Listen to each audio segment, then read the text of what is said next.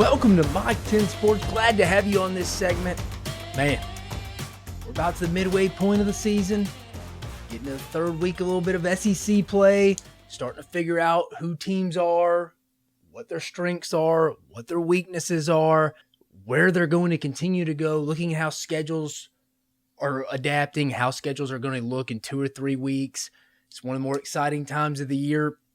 And with that being said, are the two teams in the Magnolia State the second and third best teams in the SEC West? Let me repeat that. Are the two Mississippi schools the second and third best teams in the SEC West? Right now, I would say so. Ole Miss is currently sitting 5-0, 1-0 in conference after their big win against the Kentucky Wildcats in Vaught-Hemingway Stadium this past Saturday afternoon. Best game of the week, the best game of this past weekend. Came down the wire, real physical, gritty game. I gained a lot of respect for both teams, honestly. And you got Mississippi State, team across the state, sitting at 4-1, 1-1 in conference. Dropped their first one against LSU on the road, first road conference game, but got a big win against the Texas A&M team that was coming in with some momentum after two big emotional wins against Miami and Arkansas the last 2 weeks Texas A&M had. But like we called it here at Mach 10 Sports, we didn't think A&M was mature enough to go win in Starkville. And we have said all along, all offseason, we love State's experience, the production they have back. And I'm here to give you reasons why both teams are the second and third best teams in the SEC West, and why there will be issues and why they are currently are not the second or third best teams in the West, and why they ultimately won't get there at season's end. Let's start off with the Rebels. Let's start off with the guys in Oxford. Why Ole Miss is currently and has a good shot to finish second or third in the SEC West right now, sitting at 5-0, 1-0 in the SEC, as we mentioned. Running the football and defense travels, man. The old adage in football, if you can run the football consistently and play defense consistently, you're going to win a lot of football games. Ole Miss currently is averaging 261 yards a game on the ground. That's fifth in the country right now. They got a good stable of backs. If they can stay healthy, Zach Evans, the TCU transfer, we all know about him. If he can stay healthy, finish the season. And then true freshman from Pike Road, Alabama, Quinshon Judkins, having a great freshman year in the SEC. Right now, I'd say he is the SEC Freshman of the Year. It's early, midpoint of the season, but it's going to be tough to overtake him right now. And then the defense, man, one of the better defenses I've seen from Ole Miss since probably the 2014-15 teams with Cody Pruitt, Sinquez Golson, guys like that, back when the Hugh Freeze had it rolling here. But the Ole Miss defense, man, playing with more swag. The defense is averaging, giving up 11.8 points per game right now. That is good for seventh in the country. The Rebel defense is playing with a swag like no other right now. Otis Reese leading the way, the Georgia transfer. You just like what the Rebs are doing. They're playing with a physical, nasty instinct that you hadn't seen them play with here recently. They stepped up big the last 2 weeks. Now Kentucky, I would say Kentucky somewhat beat themselves, but you got to give Ole Miss credit. When Jared Ivey made that sack at the end last week against Will Levis, that was a forced turnover. A lot of people are going to say, oh, Kentucky shot themselves in the foot with a safety, 2 critical turnovers in the red zone. A lot of that was forced, though, and I got to tip my cap to the Rebel defense. That is critical. Tip of the cap to the Reb defense. Like where that defense is going. And again, rushing offense and an overall good defense travels and is a consistent recipe for success week in, week out in the SEC. Jaxson Dart starting to look more comfortable each week. Granted, a little pedestrian numbers last week, 15 for 29, 52% completion rate, and 1 interception. Didn't throw for a touchdown. But if you watch the game, you could tell he was getting comfortable, especially in the first half. He was dropping some dimes in there now. Some hand talent, some touch, dropping some. One, Malik Heath couldn't hold on to it, but there was another one in the second half you liked. I mean, Jaxson Dart starting to look more comfortable as each week progresses. And I think that's going hand in hand, like I said earlier, going into the season. If you give him that nod, let him prepare as the starter each week, like I was telling Kiffin to do, you get a little bit more comfortability. He knows how to go about his week to prepare. He's getting comfortable with teammates, stuff like that. And I think you're starting to see that maturation process with Jaxson Dart. Let's move on to a little bit why the Ole Miss Rebels will not finish second or third in the SEC West. Let's start off with the schedule. Now, like I said, here at Mach 10 Sports, we called it. Ole Miss is going to start 7-0. They're 5-0 right now. They go to Nashville this week, another SEC battle against the Vanderbilt Commodores. And then they host Auburn. That should get them to 7-0. 3-0 in conference play. But after that, here we go. Here we go. Everybody better buckle up. Listen up. At LSU, at Texas A&M, Alabama at home, at Arkansas, and then come back home on a short week on Thanksgiving night to play Mississippi State here in Oxford. That's a grueling stretch.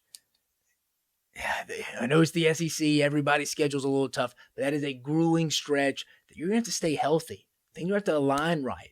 It's just the way it is. Also, another concern on why Ole Miss may not finish second or third in the West. The offense has only produced 3 points in the second half combined in the last 2 games. Let me repeat that. The Ole Miss offense has only produced 3 combined points in their last 2 games in the second half against Tulsa and against Kentucky. It's not good.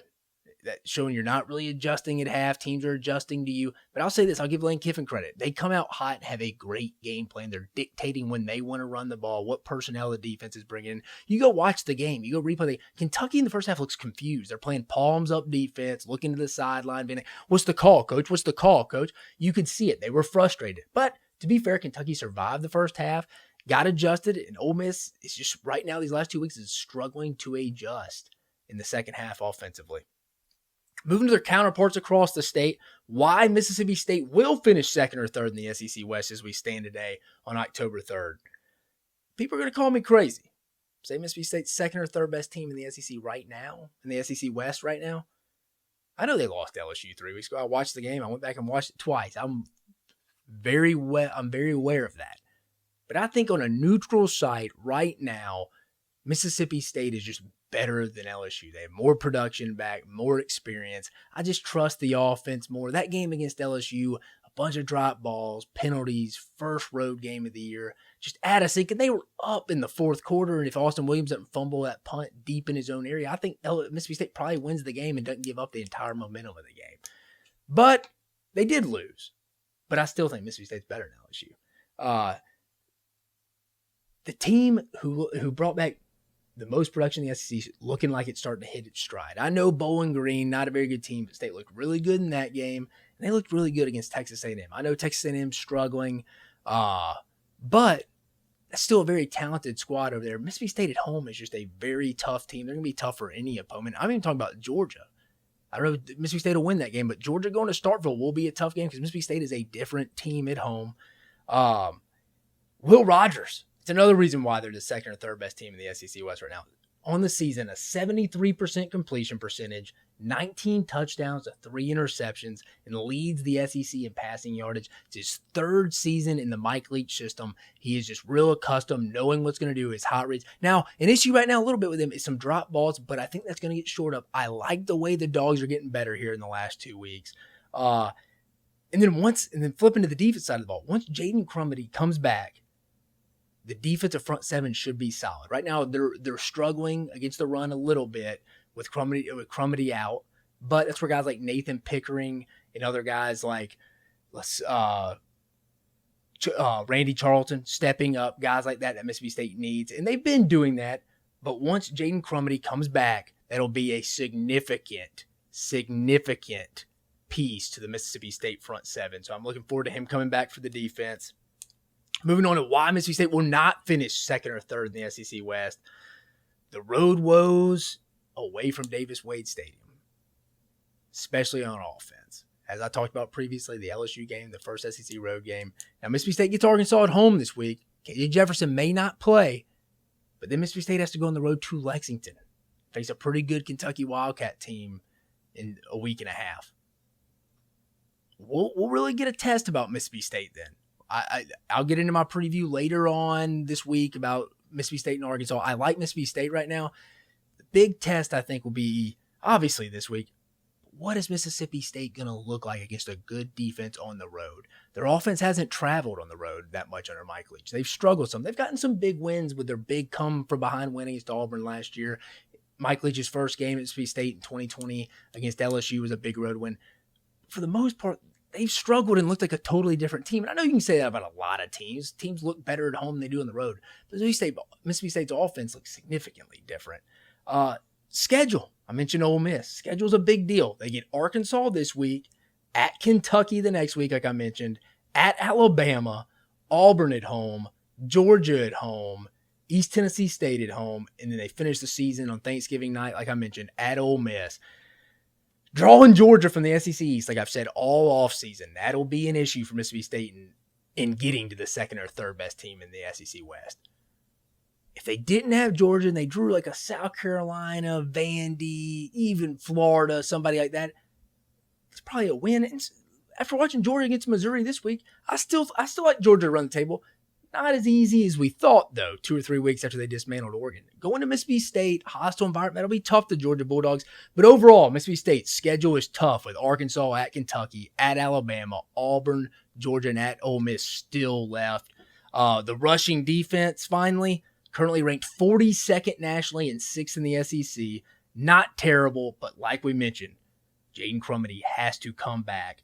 And they cannot sustain injuries to that front seven. They cannot get injuries from guys like Nathan Pickering, Randy Charlton, Cameron Young, and Jordan Davis, or guys at the linebacker position like Nathaniel Watson and Jet Johnson. Any of those guys would really hurt the Mississippi State defense and their chances to prolong the success that they've been having these last 2 weeks to honestly make their stake, make their claim to finish second or third in the SEC West. With that being said, we got a long season to go for both these teams, Ole Miss and Mississippi State.